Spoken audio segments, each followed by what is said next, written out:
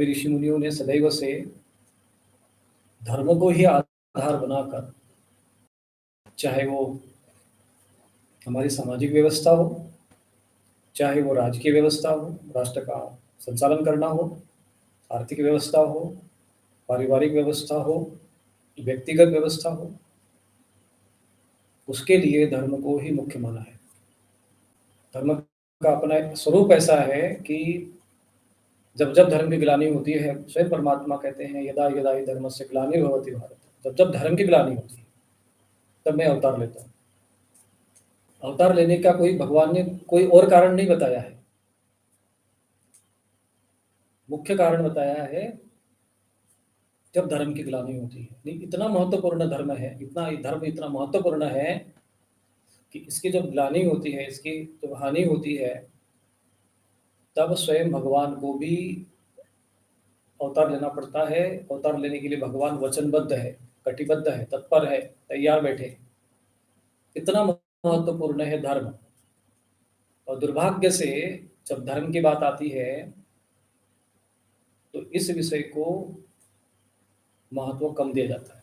तो जीवन की जो मूल दिशा है, जो जीवन की दशा तय करता है, जो ऋषि मुनियों का पूरा जीवन, हजारों लाखों करोड़ों वर्षों तक तप, हजारों ऋषि मुनियों का अनुसंधान और उसका सार निकालते हैं धर्म। परमात्मा भी कहते हैं कि कुछ ग्लानियों, कुछ भी बात नहीं आ रही है वहां पर, धर्म की ग्लानि की बात आ रही है। हमारे देश की संरचना वर्तमान समय में ऐसी बनाई गई है कि सब कुछ में चलेगा लेकिन धर्म नहीं चलेगा। हमारे देश में धर्म ही नहीं रहेगा, धर्म निरपेक्ष है। पूरे विश्व में 43 देश है, 43, जिसका आधिकारिक राजकीय नियमानुसार धर्म तय है, जिसमें से 27 तो इस्लामिक देश है और 13 जो है ईसाई देश है। सनातन धर्म का कोई पता नहीं। बौद्ध भी कई ऐसे देश है जो बौद्ध है, अपने को लिख दिए उन्होंने राजकीय स्तर पे, हम बौद्ध धर्म हमारा राजकीय धर्म है। हमारे देश में ये जो धर्मनिरपेक्षता शब्द जो आया है, इस पर विचार करना चाहिए। जबकि भारत एक शुद्ध धर्म भूमि है, शुद्ध धर्म भूमि है। भारतवर्ष को संतों की भूमि कहा जाता है, भारतवर्ष को धर्म की भूमि कहा जाता है, भारतवर्ष को संस्कृति की भूमि कहा जाता है, भारतवर्ष को योग की भूमि कहा जाता है, भारतवर्ष को आध्यात्मिक भूमि कहा जाता है, भारतवर्ष को शांति और सौहार्द का देश माना जाता है।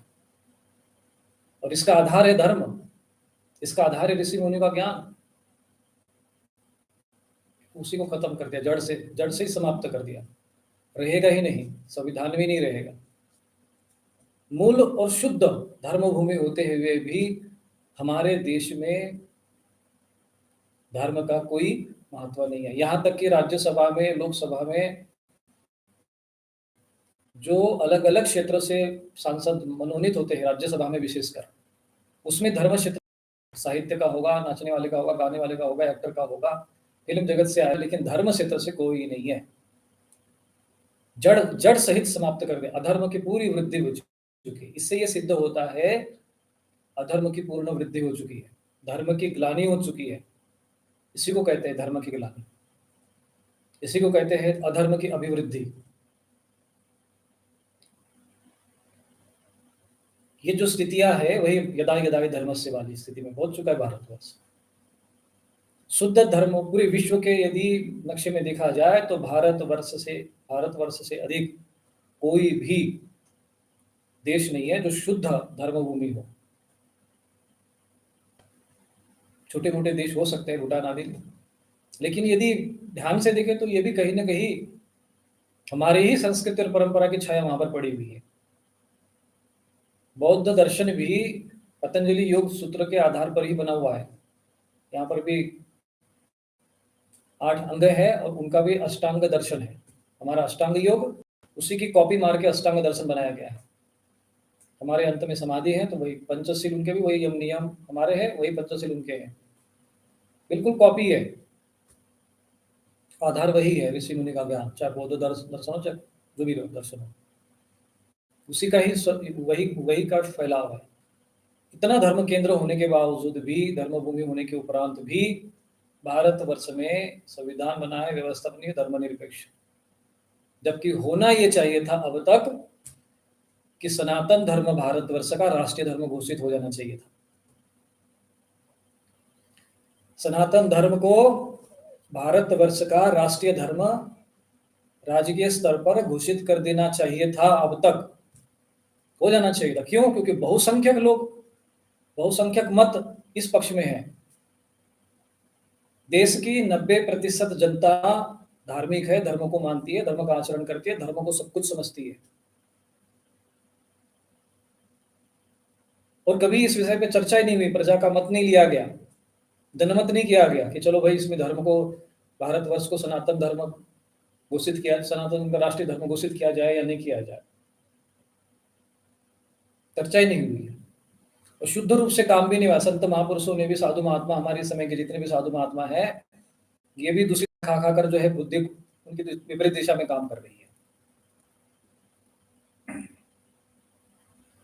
सभाएं कर देंगे, हिंदू संसद होगी, फलानी संसद होगी, ये होगा, सभा होगा, सब एक टुकड़े टुकड़े में बटे हुए इधर मेहनत करते रहेंगे, परिश्रम कर रहे, सब लाठी अपनी अपनी पीट रहे।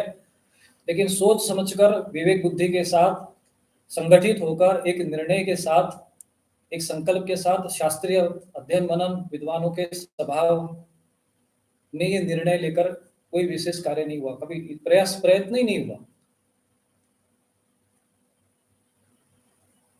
90% देश की जनता जिस धर्म को मानती है, धर्म का आचरण करती है, धर्म को मूल स्वरूप मानती है, जीवन का आधार मानती है, ऐसी जनता की भावनाओं का कोई अर्थ नहीं है।